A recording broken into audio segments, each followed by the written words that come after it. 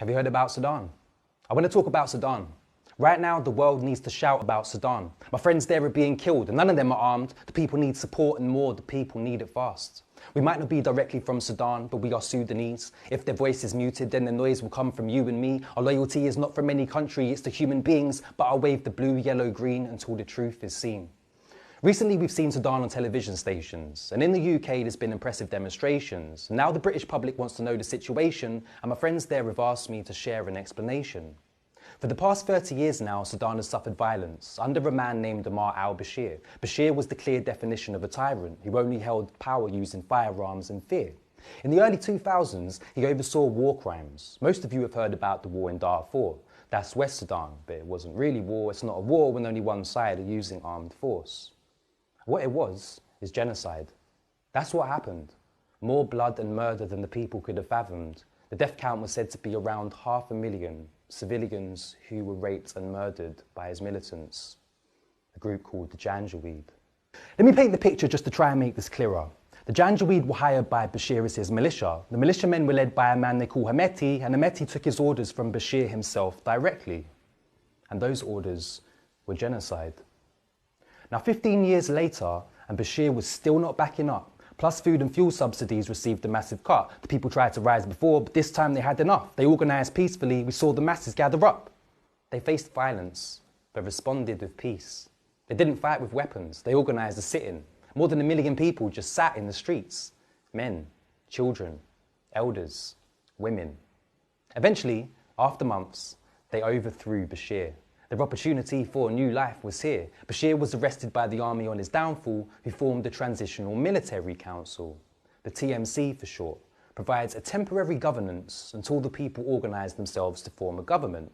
But the council is led by a man named Burhan, who himself served under al-Bashir's Sudan. And his second in command, I hope you're all ready, is the leader of the Janjaweed, the man they call Hemeti. The man who led the killing sprees and genocide so casually, the very same terrorist who killed their friends and family. This is not the revolution everyone had planned to see. The army had replaced Bashir with the actual Janjaweed, now rebranded as the Rapid Support Forces. Now to me, that's a blatant betrayal. The army was supposed to help the people and they failed. They became the aggressor, but the people kept up pressure until they were massacred by their new oppressor. On June 3rd, 2019, a day you've all very likely heard about. The River Nile ran with blood and one murder's bad enough, but that day there were just absurd amounts. It was a massacre at dawn.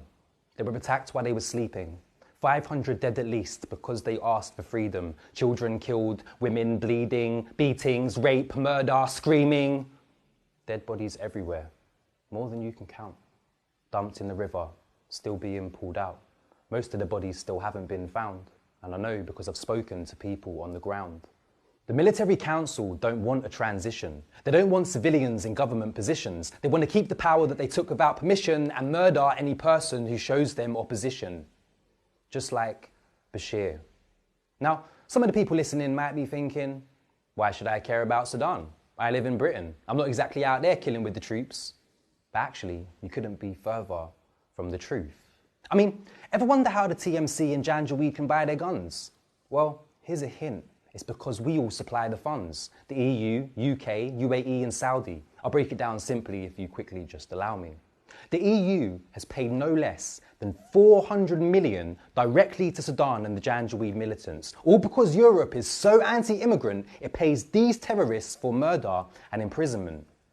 The Janjaweed are being paid to police the borders. But now it's the EU who released the orders, endorsing terrorists, awarding terrorists, with hundreds of millions supporting terrorists. This was an agreement since 2015. It's called the Khartoum process, and it really is deep. But Hemeti gets support from other powers in the region, Egypt, the UAE and Saudi too, because if people in Sudan do win their own freedom, others in the region want the same too.